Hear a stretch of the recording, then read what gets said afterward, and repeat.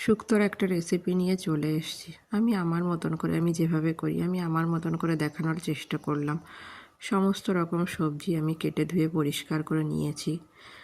আর এখানে ডালের বড়ির সঙ্গে যে পেস্টটা ব্যবহার করব সেটা হচ্ছে কাজু, কিশমিশ, পোস্ত, আদা, টমেটো, সরিষা দিয়ে আমি পেস্ট করে নিয়েছি।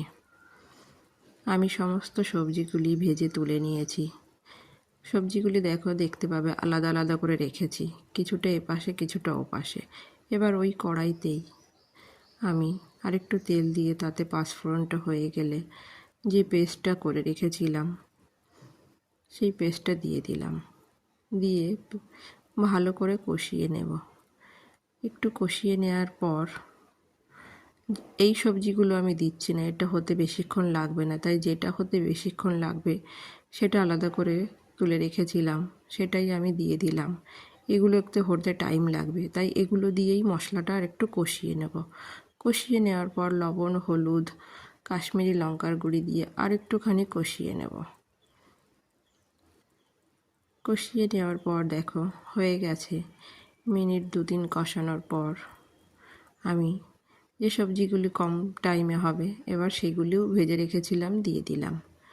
দিয়ে সমস্ত কিছু আরও একটু ভালো করে কষিয়ে নেব। কষিয়ে নেওয়ার পর বা ভেজে নেওয়ার পর আমি এখানে জলের পরিবর্তে আমি এখানে দুধ ব্যবহার করছি।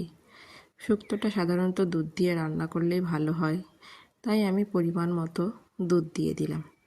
এখানে শুকনো মশলার মধ্যে রেখেছি হচ্ছে ধনে, জিরের গুঁড়ি আর একটু মিষ্টির জন্যে চিনি আর শুক্তোর মশলা, সেটা বাজারে গেলেও পাওয়া যাবে বা ঘরেও তৈরি করা যাবে।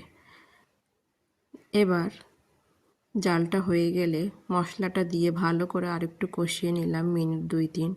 কষিয়ে নেওয়ার পর উপর থেকে একটু ঘি দিয়ে নামিয়ে নেব। এটা রুটি, পরোটা, গরম গরম ভাতের সঙ্গেও কিন্তু খুবই সুন্দর লাগে।